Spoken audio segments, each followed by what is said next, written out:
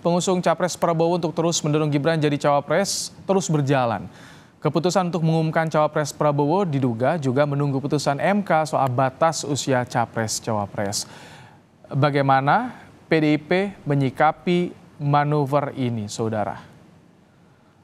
Lalu bagaimana pula pengaruhnya putusan MK terhadap dinamika politik yang saat ini tengah berjalan? Kita akan bahas bersama dengan Sekjen PBB, Afrian Syahnur, ada juga Sekretaris Koordinasi Relawan Pemenangan Ganjar Pranowo, Deddy Sitorus, serta ada pakar hukum tata negara yang juga dosen STH Indonesia Jentera, Bivitri Susanti.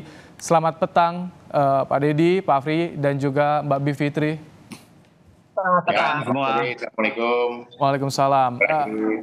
Bang Deddy, sudah terang-terangan nih Bang Deddy, PDIP tidak terganggu dengan manuver Gerindra dan tim Prabowo yang terus ini coba dekati Gibran untuk jadi cawapres Prabowo? Ya namanya juga usaha ya. Kita sih namanya politik silakan saja. Tapi kita percaya pada suasana kebatinan Pak Jokowi dan Pak Gibran sebagai manusia yang punya budi pekerti, ya, yang paham etika. Saya kira kami paham bahwa sekarang ada upaya politik yang begitu keras, oligarki, ya, untuk mendorong-dorong Pak Jokowi dan keluarganya agar katakanlah melakukan sesuatu yang secara etika menurut banyak pihak kurang terlalu bagus. Jadi, tetapi kan kita belum mendengar sendiri langsung dari Pak Jokowi, atau katakanlah kalau Gibran kan sampai minggu lalu kita dengar masih tetap sebagai kader PDI Perjuangan, tegak lurus sebagai seorang kader. Nanti, jadi kami tidak mau berspekulasi, biarkan waktu yang melihat, biarkan rakyat yang menilai, saya kira. Oke, tapi ingin dengar juga dari PBB nih, Pak Afri, jadi betul di koalisi Prabowo ini nunggu putusan MK agar bisa menempatkan Mas Gibran sebagai cawapres Prabowo? Ya, selamat sore Pak Deddy Sitorus, apa kabar? Yang jelas dari PBB sendiri, selain mencalonkan Pak Yusril, tentunya kami mencalonkan Mas Gibran sebagai alternatif anak muda, punya potensi, dan memang betul-betul anak muda ini sudah benarlah PDIP mengkader beliau sebagai kader terbaik dari PDI Perjuangan.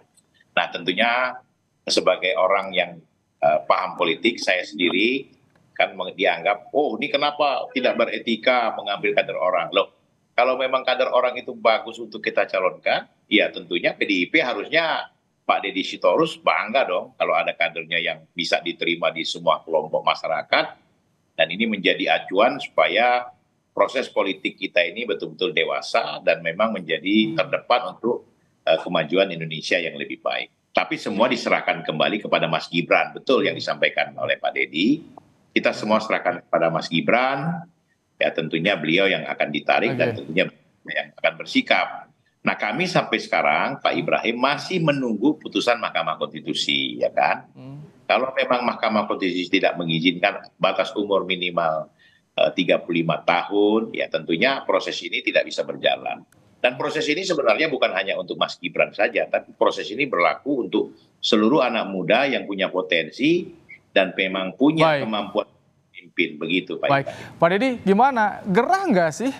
Atau justru bangga PDIP ketika Gibran dilirik? Tapi kan ini riskan juga bagi PDIP, Pak Deddy. Saya kira kalimat itu dikembalikan saja kepada sahabat saya Bung Afriansa, bagaimana perasaannya kalau itu terjadi di partainya kan.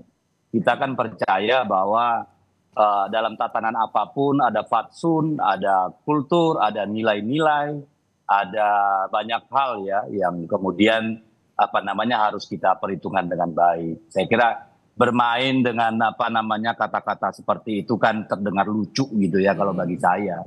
Tapi apapun itu kan keputusannya ada pada Mas Gibran dan Pak Jokowi, ya kita hanya bisa melihat dan menanti gitu. Jadi kalau dari sisi kita sih apapun ya namanya PDI Perjuangan ya kita selalu berjuang setiap hari gitu ya. Nggak terlalu pusing dengan urusan begitu. Baik, Mbak Fitri, bagaimana